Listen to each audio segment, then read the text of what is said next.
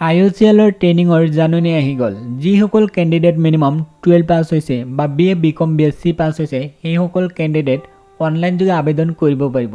ইয়াত অসমৰ প্ৰত্যেক জিলা বা গাঁৱৰ কেণ্ডিডেট ফৰ্ম ফিল আপ কৰিব পাৰিব।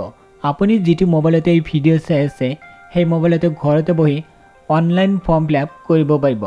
যদি আপুনি এই চেনেলত প্ৰথমবাৰৰ বাবে ভিজিট হৈছে তেতিয়াহ'লে এই চেনেলটো এতিয়াই ছাবস্ক্ৰাইব কৰক, লগতে এই ভিডিঅ'টো এতিয়াই লাইক কৰক। এতিয়া মই আপোনালোকক গোটেই তথ্য জনাই দিম, ভিডিঅ'টো স্কিপ নকৰিব। ইয়াতে চাই লওক, ইয়াত কৈছে যে IOCL এপ্ৰেণ্টিছৰ ট্ৰেইনিং হ'ব। পদ মুকলি হৈছে এপ্ৰেণ্টিছৰ, এইবিলাক ট্ৰেইনিং হ'ব। ট্ৰেইনিং কৰাৰ সময়ত কেণ্ডিডেটে মাহিলী টকা পাব। ইয়াতে চাই লওক, নেম অফ পোষ্ট, পোষ্টৰ নাম হ'ল এপ্ৰেণ্টিছ। টোটেল পোষ্ট আছে 482 পোষ্ট আছে। তাৰ ভিতৰত অসমত আছে 31, ইয়াত উল্লেখ কৰিছে। আৰু ইয়াতে চাই লওক, টেকনিচিয়ান এপ্ৰেণ্টিছ এইবিলাক ট্ৰেডৰ নাম। যিসকলে মেকানিকেল ইঞ্জিনিয়াৰিং বা অট'মোবাইল ইঞ্জিনিয়াৰিং ডিপ্ল'মা পাছ হৈছে সেইসকলে ফৰ্ম ফিল আপ কৰিব পাৰিব। কিন্তু মই এই ভিডিঅ'ত যিসকলে মাত্ৰ 12 পাছ হৈছে বা BA BCom BSc পাছ হৈছে সেইসকল কেণ্ডিডেট কি ট্ৰেডত ফৰ্ম ফিল আপ কৰিব পাৰিব এই ভিডিঅ'ত মই এতিয়াই জনাম। ইয়াতে চাই লওক, মাত্ৰ 12 পাছ সেইসকল কেণ্ডিডেট ফৰ্ম ফিল আপ কৰিব পাৰিব data entry operator, fresher apprentice এই পোষ্টত আবেদন কৰিব পাৰিব। ইয়াত উল্লেখ কৰিছে মিনিমাম 12 পাছ হ'লেই। আৰ্টছৰ, ছায়েন্স বা কমাৰ্চৰ পৰা যদি 12 পাছ হৈছে তেতিয়াহ'লে data entry operator, fresher apprentice এই পোষ্টত ফৰ্ম ফিল আপ কৰিব পাৰিব।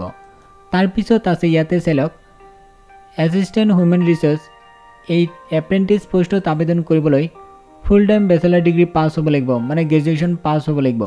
যদি BA BCom BSc পাছ হৈছে ফৰ্ম ফিল আপ কৰিব পাৰিব। তাৰপিছত আৰু এটা আছে একাউণ্ট। এই এপ্ৰেণ্টিছ পোষ্টত আবেদন কৰিবলৈ গ্ৰেজুৱেশ্যন পাছ হ'ব লাগিব কমাৰ্চৰ পৰা, মানে BCom পাছ হ'লে ফৰ্ম ফিল আপ কৰিব পাৰিব।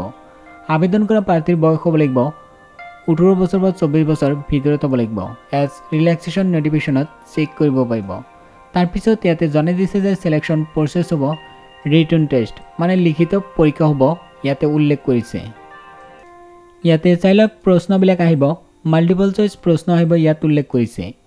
টোটেল নম্বৰ থাকিব 100। ইয়াতে কৈছে যে 100 প্ৰশ্ন আহিব, 100টা প্ৰশ্ন আহিব, 100 নম্বৰ থাকিব। আৰু ইয়াতে আৰু এটা গুড নিউজ হ'ল, কোনো ধৰণৰ নেগেটিভ মাৰ্কিং নাই, ইয়াতে উল্লেখ কৰিছে। যদি আপুনি আনচাৰবিলাক ভুলকৈ দিয়ে নেগেটিভ মাৰ্ক নাই, ইয়াত উল্লেখ কৰি দিছে। তাৰপিছত ইয়াতে উল্লেখ কৰিছে অনলাইন ফৰ্ম ফিল আপ আৰম্ভ হ'ব। ইয়াতে উল্লেখ কৰিছে নৱেম্বৰ মাহৰ 4 তাৰিখৰ পৰা অনলাইন ফৰ্ম ফিল আপ কৰিব পাৰিব। লাষ্ট ডেট হ'ল নৱেম্বৰ মাহৰ 22 তাৰিখ।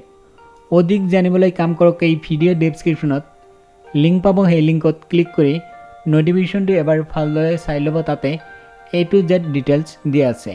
আপোনালোকৰ সুবিধাৰ বাবে মই ভিডিঅ' ডেছক্ৰিপশ্যনত লিংক দিছোঁ, এতিয়াই চেক কৰক।